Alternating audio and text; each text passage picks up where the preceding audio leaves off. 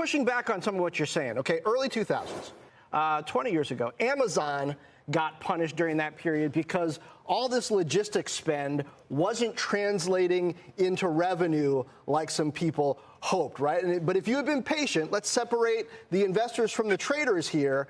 Amazon's investments really did pay off. Why is AI any different? Well, you got to remember, there's the short term and the long term, and what you're failing to bring up to investors is that Amazon stock went down about 95% from peak to trough. So if you want to suffer through that, I personally don't. That's fine.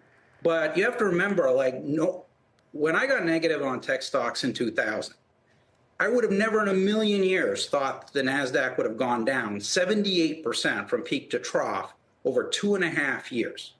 And so if you look at this AI spend, it's been much more rapid than what we saw during the internet infrastructure build out, in the sense that if you take the launch of Netscape Navigator at the end of 94, and you look at Cisco and where their revenues were 7 quarters out, their revenues were up 3x in 7 quarters.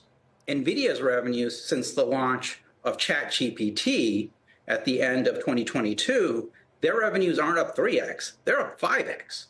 So this build out's been a lot faster. And now you're starting to see, much like post-COVID, when things started to slow down at the big internet companies that were spending on all that infrastructure, you're starting to see the same thing, where the forward numbers are starting to come lower. And so, you're bringing up Amazon, but you're not bringing up the 5,000 internet companies that went to zero also during that period. It's not 5,000, sorry, 1,000 or so internet companies that went to zero during that meltdown. And there's been a ton of AI-related companies that have been formed by the VC community. And there's going to be an Amazon among them. Yeah. But there's also going to be a lot of train wreckage as well. Here we have the current stock market update for Amazon.com Incorporated, stock ticker AMZN. Before we begin with this chart analysis, if you find these educational materials to be helpful in your trading, please remember to click the like and subscribe buttons and leave your thoughts in the comment section below, so that other traders will be able to find this information more easily on the platform. So here we have the 4-hour price chart. In this prior clip, what is being discussed here is the broad tech rout, the major declines that we've been seeing throughout the technology space. In many ways, NVIDIA is sort of leading the pack as far as these declines and the selling pressure has been concerned. But as we can see here, even in the Amazon chart, fairly unrelated company, we're still seeing some fairly significant price movements to the downside.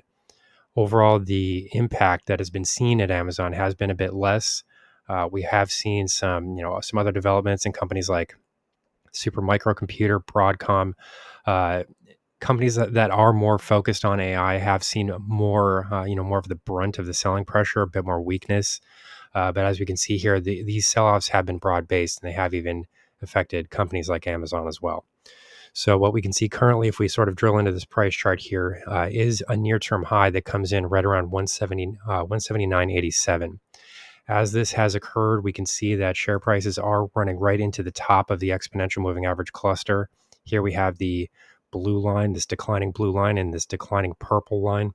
These would be the blue line would be the 200 period EMA. The purple line would be the 100 period EMA. And as we can see here, share prices are having a tremendous amount of difficulty overcoming the top of these trading ranges here. We've seen this on several occasions. We even saw a bit of a false breakout here previously to the top side.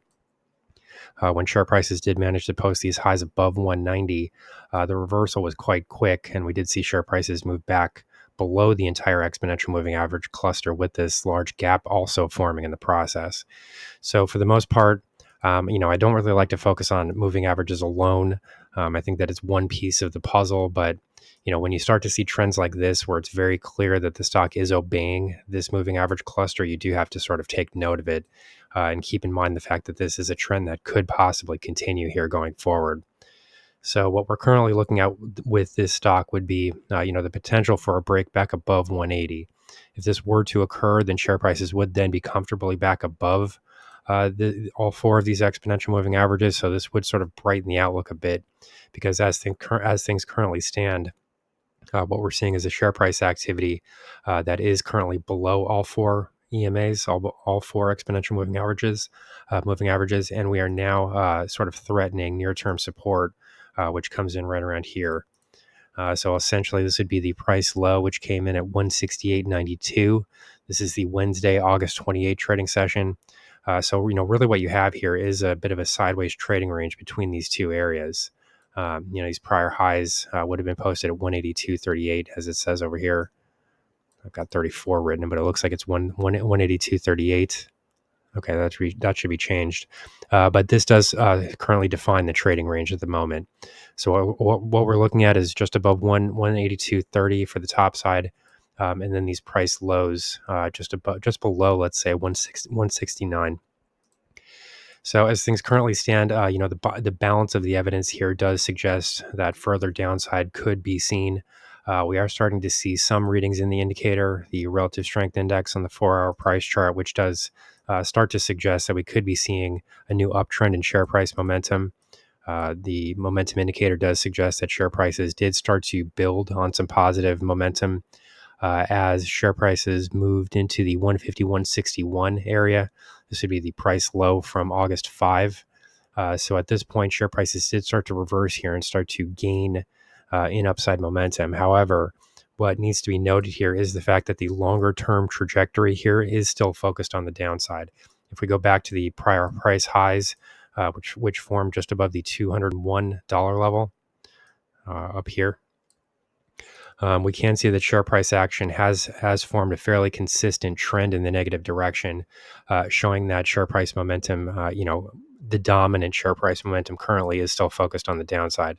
So, as things currently stand, there's no, imminent sign here that a reversal is building.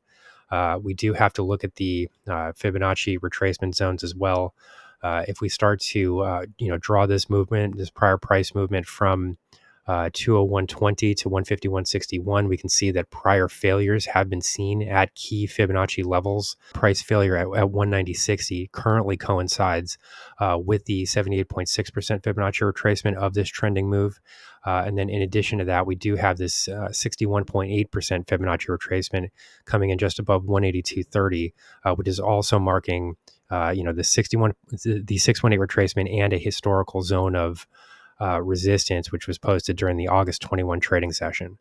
So, we do have some areas here of resistance to the top side. We would need to see share prices break ultimately above 182.30 in order to take pressure off of the downside. And then we would be in store for the next upside target coming in at 190.60. To the downside, a break of this roughly 169 level would signal a further price low. The next zone of support at that point would come in at right around 161.70. Here's the current market update for Amazon.com Incorporated, stock ticker AMZN. Our high value trading strategies membership is currently available for a limited time for only $9.99 per month. These high conviction investment strategies are characterized by superior risk to reward metrics that target massive market beating returns over time. Join now to outperform the market, lock in this special introductory rate of just $9.99 per month for the entire lifetime of your membership, and start trading stocks with the pros.